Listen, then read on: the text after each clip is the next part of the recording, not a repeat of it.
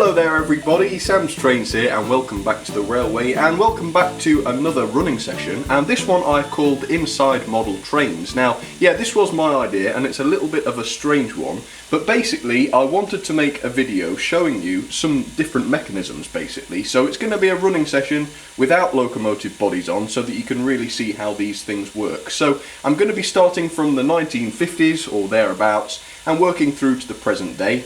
Of course I can't show all of the different mechanisms that have been around in those years because there are many, but I've just chosen a few of the more popular ones to show you. So who knows, if you guys like it I could make a second video showing some more of the mechanisms, but for now I've just got 6 to show you. So let's start then back in the 1950s, 1960s, around that sort of era, and I'm sure you can guess what those are going to be, but here they are.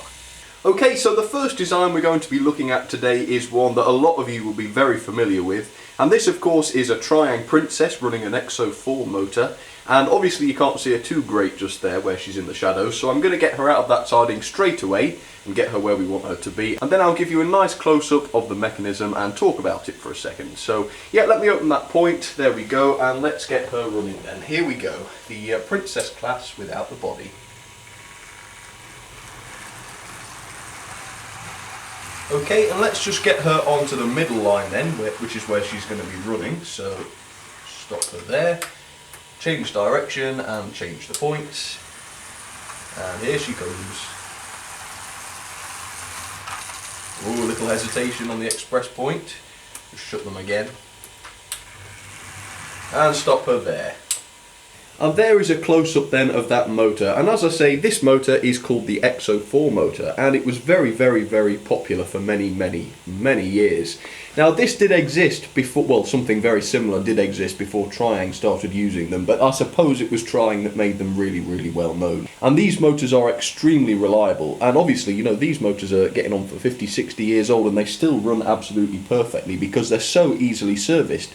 You can really easily take the brushes out, you can take the whole thing to pieces if you want to and clean it up super easily. Now what many people like about this, me included, was the fact that you just have this one worm drive that drives straight onto the wheel set, and you don't have any extra gears, you don't have a massive array of gears which can wear out and get clogged up with dirt and dust. It's just a simple drive mechanism, and this has been geared so that you can still get the really good slow speeds, but you can also make it fly around if you want to. So yes, it's really good. And the design of this was really simple as well. You just have the chassis, which is live on one rail, and then you've got pickups on the wheels on the other side which just wire straight to this side of the motor, as you can see. And that was it. So let me try and get her to crawl slowly for you then so you can see this mechanism in action. Just ease the power up a little bit. You can see it just starting to turn there. There we go. So as you can see, it can do a great crawl and it can go crazy speed as well. Okay, let's look at the second version. Okay, and this second design also runs on the same sort of mechanism, but as you can see, this one includes the smoke generator. So this is the Britannia class, the standard class 7, and I'm just going to get these points and get them out because these smoke units were the cleverest, if probably least effective smoke units I've ever seen, but very clever. So yep, let me get her out of those sidings then, round to the front, and I will show you what is so clever about them.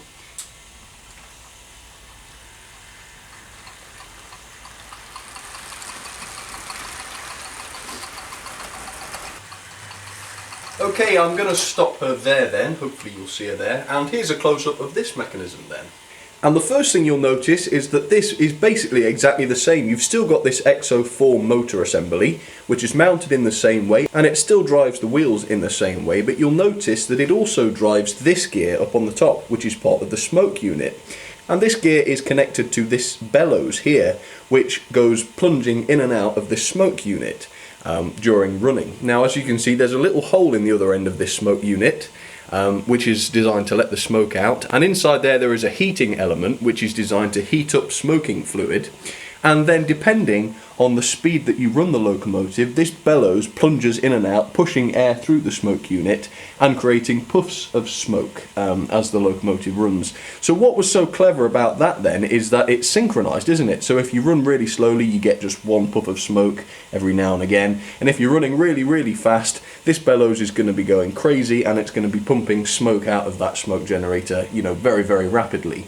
Now the reason I say this is very, very ineffective is because unfortunately at the low speeds there isn't enough heat coming out of the heating element inside the smoke generator to evaporate the smoking fluid and make it come out of the top, so you can only really see it at the very highest speeds. Now obviously today with DCC that wouldn't be such a problem because you can just leave the full 12 volts on the smoke generator all the time and it will work fantastically all the time, but these Locos aren't great on DCC. I mean, the smoke generator will probably draw a lot more current than it should, and also the motor generates a lot of EMF, so we won't get into that. But I'm going to hold this Loco still and start the motor, and hopefully you will see that pump or that bellows pumping the air into the smoke generator, but there's no promise that you will see any smoke. But there it is, you can see it's pumping air in and out, and there is smoke fluid in there, but it's very unlikely you'll see any smoke. I suppose I could try and get it to produce some, we'll see.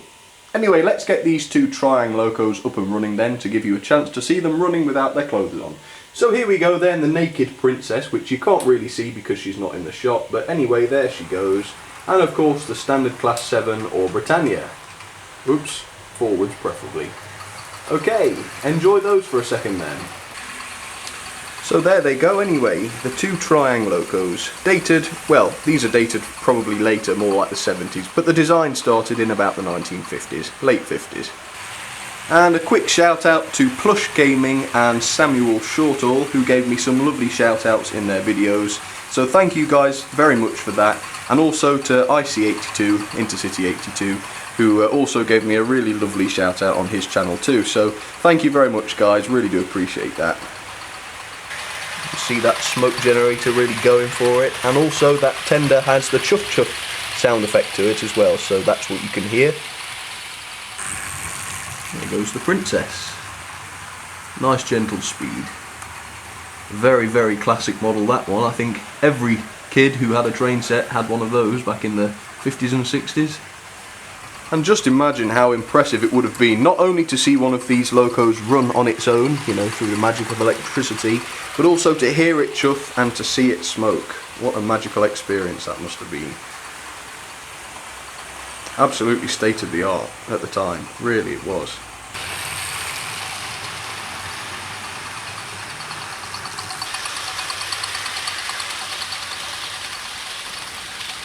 Okay, time to take these guys off then and show you the next designs. Now, this is a bit confusing because the next designs I'm going to show you, the designs themselves are older than these Triang ones, but they were manufactured afterwards. So, yes, here we go.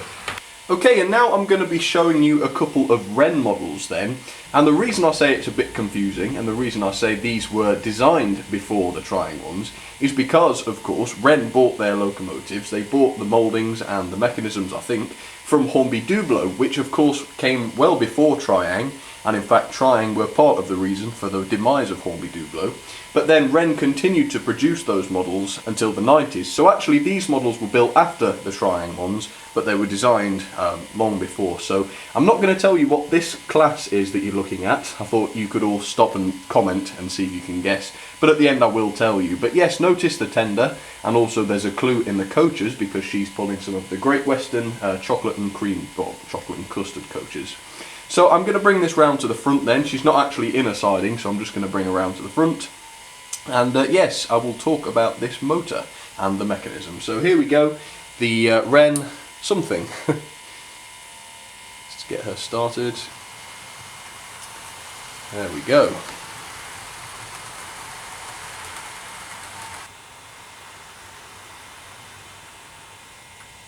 Okay, I decided to move her onto the middle line, so that's why she's on there now. But yes, let's have a close-up then on this particular mechanism. Okay, now I've struggled to find some information on these motors, but I'm going to tell you a little bit about my experience with them anyway. So I'm going to call this one the horizontally mounted motor because this is it. It starts here and it ends at the front here. All of this is considered the motor, and actually it's not part of the chassis. It is removable. And if you look in the top, you're now looking down into it, you can see the main shaft of the motor, which the armature is connected to, and also the worm gear is a part of that as well. Now, I would say this is the older of the two designs I'm going to show you today, and I say that because this one seemed to disappear in place of the vertically mounted motor, which strikes me as more old-fashioned. In fact, I would say this design is definitely the most modernistic, but nonetheless a lot of the later Wren models, such as the Bullet Pacific with the streamlining and, you know, all of those, the Royal Scot, all that kind of thing, all had the vertically mounted armature, whereas this one is horizontal. But anyway, I prefer this one. So you can see, if I show you the back, this is the thing that sometimes looks like the cab, and as you can see, the brushes are held in place here by these springs on either side there, and it's quite a nice motor to service. It is, as I say, it is removable, and you can service it and recharge the magnet or whatever you want to do so. And also, you can't see it, but just underneath this section here there is the worm drive, which is actually a part of the main shaft. It's a very slim little thing, but again, just like the Triang stuff, that acts straight onto this centre wheel, this centre driving wheel, which is a very nice way of doing things, I think. Anyway, let's get this one started very slowly so you can see her crawl off, but obviously there isn't a lot of motion to be seen with this model when it runs because it's all hidden. But yes, there we go, the Wren locomotive. Right, I'll leave this one here then, and I will show you the one I was also talking about, the one with the vertically mounted armature. So here we go. Okay, so this next one is the standard class 4, as you can see, without its body as always, and she's got some Pullman coaches just to make it a little more interesting. And yes, as I was saying, this one has the vertically mounted armature. So anyway, let's get this point, there it is, and I'll give her some juice and get her out of there for you. And again, I will show you her in a lot more detail.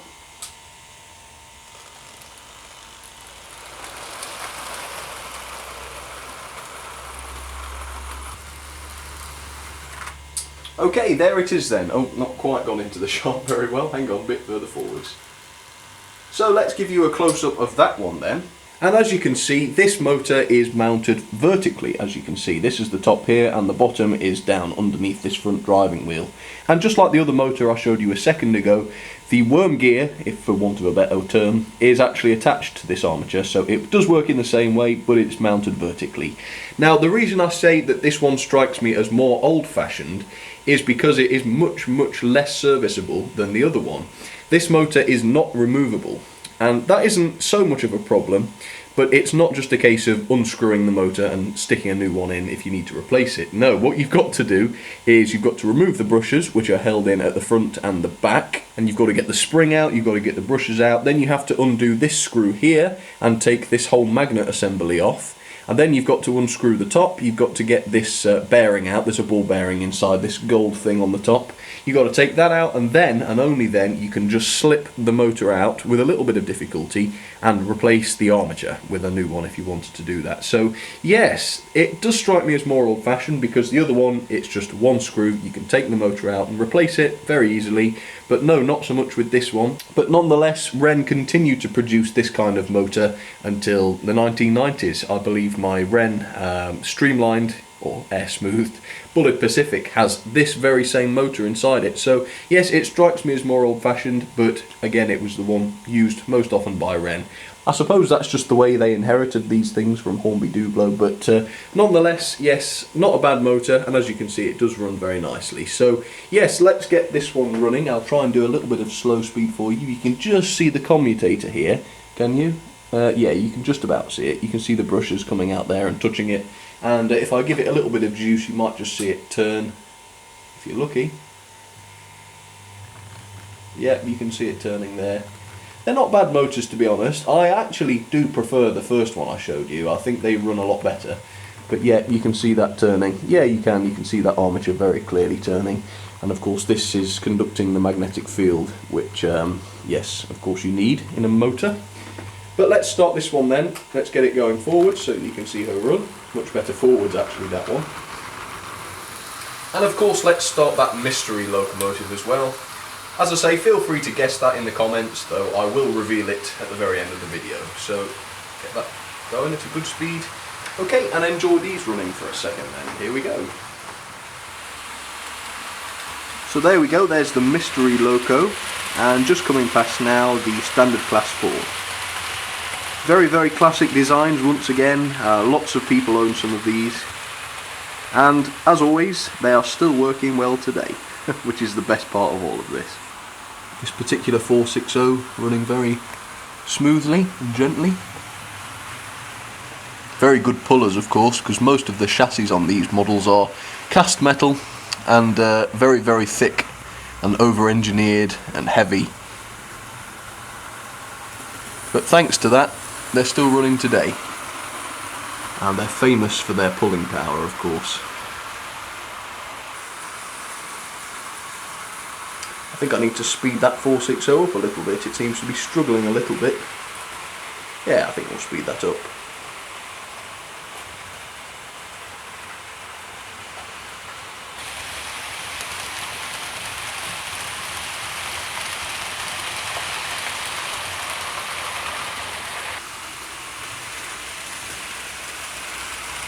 Yep, definitely happier at a higher speed though, that one, for sure. Okay, well I think that is just about enough of these Wren Locos. We'll just wait for the standard class 4 to come by once more. And then after that, of course, we're going to move on to the last section, which will be some more modern locomotives that maybe some of you younger people will recognise. So yeah, let's do that. So now on to the modern era then, and this is a modern Hornby 440 from the railroad range, and I'll explain why I've chosen that particular one in just a second. But yeah, this is the county class, as you can see. Well, you might not be able to see, but yeah, that's what it is. And it's also got some Great Western coaches, so I'll bring her around to the front so that you can see her properly. I'll just grab those points, those two, and a little bit of juice then, and I'll bring her around to the front for you.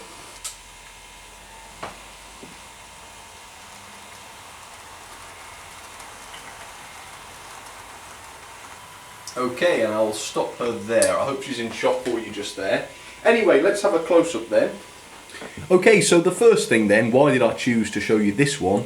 Well, because if you look at the back here, you can see that the gears are actually exposed, and that's more interesting than some of the other sort of Hornby Railways locomotives, because the gears there are covered up, and they cover them up because it's just better to, you know, keep them away from the dust and the dirt and the hair, and it does help. But unfortunately, these cheaper railroad models are exposed. Now, the second reason why I chose to show you this one was because the other day I was dismantling some DVD drives and CD drives, as you do, for my CD motor conversion, and if you want to know what that is all about, just click up in the top corner here. You can click on the link there.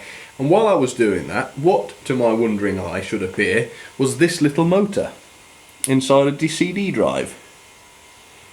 Absolutely identical. The same motor inside a cheap DVD drive. So it's a complete myth that Hornby used some sort of special high-tech motors. This is just your standard 4.6 volt motor.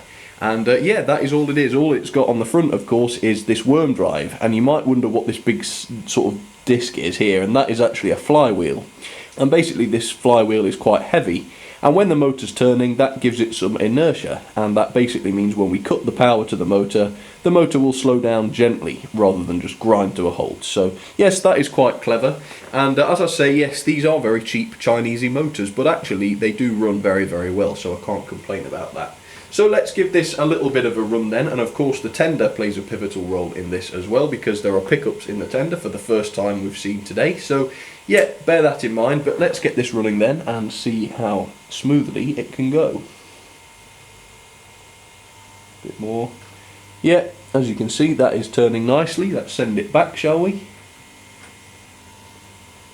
That's actually a little bit smoother in reverse, isn't it?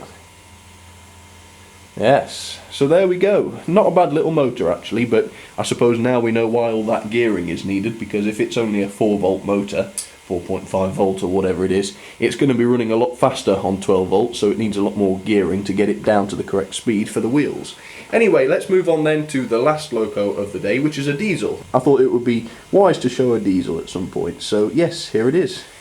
And what on earth is this contraption, I hear you say? Well, this is actually my guinea pig, or it used to be one of my guinea pig locomotives. It's a class 25, which was weathered, and as you can see, there's a lot of weird and wonderful stuff going on with this model. So if I just grab the point, I can get her out, and I'll explain myself a little bit as to what all of this nonsense is all over her. So, yep, let's give her some juice.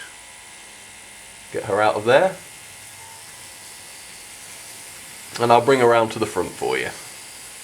Okay, and here she comes then. I'll stop her there, and before I talk about the motor, I'm going to show you a shot from above so I can explain what all this stuff is. Alright, so the first thing I'd better explain is the blue tack, and that one's quite an easy one. Because this model was second hand, it actually arrived without the big weight in the middle. So what I did was I just put a big blob of blue tack in there, which really does help to keep that weight up and improve traction, of course. Nowadays what I would do is I would just hot glue some 10mm lead balls in there, and they do the same job, you know, they increase the weight, but they use up a lot less space. Alright, so what's this thing? This is a capacitor, and it's used for the lighting system. And you might be thinking, what lighting system? Well, the answer to that is in these magnets, as you can see. And this is the Loco body, and inside there are some LEDs, two LEDs with two wires with some screws attached to each end, which are colour coded. So if I put that screw on that magnet and this screw on this one, we get the lights turning on. Oops, and they'll drain out the capacitor. Now obviously they're flickering on and off at the moment, but once the body's on and it's making good contact, those lights will stay on. So yes, that's the reason behind that, and you can have that idea for free if you like. I mean, it just means you can take the body off without having to worry about the wires. So yes, let's look at the motor then, and this is the ring-filled motor, and it's just basically an armature in the middle here. This is a very, very popular motor, with the brass gear mounted onto the shaft, which turns the gears and moves the wheels. And that is how this one works, that is all it is. So, yep, let's get this one off then, and yes, see how it runs, shall we? Bit of juice. There it goes. And of course, the Railroad 440, let's get her started as well, but preferably forwards. Go on, girl. Okay, and enjoy these two running for a bit then. And this Railroad 440 sort of represents all modern steam locomotives. They all basically work in the same way. It's normally just some sort of can motor which drives a series of gears, eventually leading to the wheels. So yes, that's basically all your modern Hornby, Bachmann, that sort of thing. All basically the same.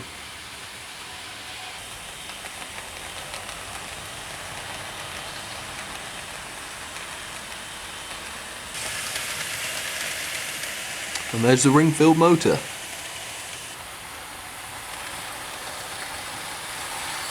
Yep, there you have them. I suppose the ring-filled motor's falling out of prominence a little bit now, isn't it?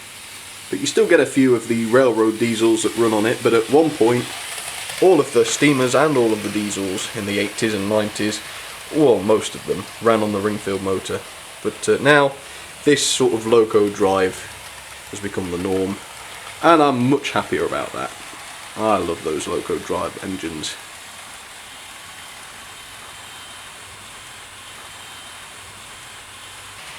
Okay, time to take these engines off then, and I will show you all of them together. And of course I'll reveal what that Wren 460 was. Okay, I'll be right back. Well, look at that, that's got to get you excited, hasn't it? So there's all the chassis we've been looking at today, looking very futuristic, and next door we have all of the Loco bodies. And as you can see, yes, the mystery Loco was the castle class. So well done to you all who guessed correctly. But yeah, I guess that's the ultimate proof that inside all beautiful machines is a very, well, less beautiful looking interior, but all beautiful nonetheless in their own ways. But anyway, if you like, you guys in the comments can let me know which locomotive has your favourite mechanism, whether or not I showed it today, and if you guys like, I can make another video just like this one. But I hope you've enjoyed it. That is just about it for today. Thank you all very much for watching. If you did enjoy the video, please feel free to leave a like or even a comment, because I do love it when you give me some feedback. And also you can check out the Facebook and Twitter pages too if you'd like to, and they are at facebook.com/samstrains and twitter.com/samstrains. And of course, if you'd like to have your name put up on the wall of fame, you can do. You can send in your artwork, photographs, anything you want really, to samstrains@outlook.com, and I'll print those out and put them up for you. But for now, folks, thank you very much for watching once again, and I will see you all soon. I've got to go and screw all these bodies back on now. Great. Anyway, see you soon, guys. Cheers, everybody.